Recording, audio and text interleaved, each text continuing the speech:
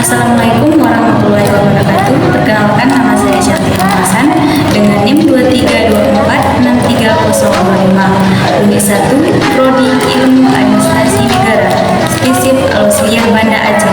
Baik, di sini saya akan menjelaskan tentang Kanun Mahkota Alam. Kanun Mahkota Alam adalah Undang-Undang Dasar Kerajaan Aceh Darussalam yang disusun pada masa Sultan Iskandar Muda 1607 sampai 1636. Kanun ini merupakan penyempurnaan dari peraturan-peraturan yang telah dibuat sebelumnya dan merupakan salah satu bukti kemajuan peradaban Aceh pada masa itu. Kanun Mahkota Alam terdiri dari 18 bab yang mengatur berbagai aspek kehidupan masyarakat Aceh, mulai dari pemerintahan, hukum, ekonomi, sosial, budaya. Kanun ini mendukung antara hukum Islam, adat istiadat, dan nilai-nilai luhur masyarakat Aceh.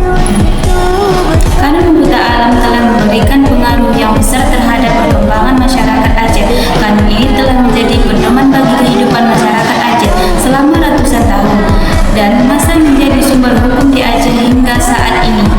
Pada masa penjajahan Belanda, Kanun Mahkota Alam tetap diberlakukan, tetap mengalami beberapa perubahan. Setelah kemerdekaan Indonesia, Kanun Mahkota Alam tetap menjadi sumber hukum di Aceh dan telah berbagai kali mengalami perubahan dan pengembangan. Hal ini juga dapat menjadi Kanun Mahkota Alam ini menjadi risalah yang lebih populer dan komunikatif.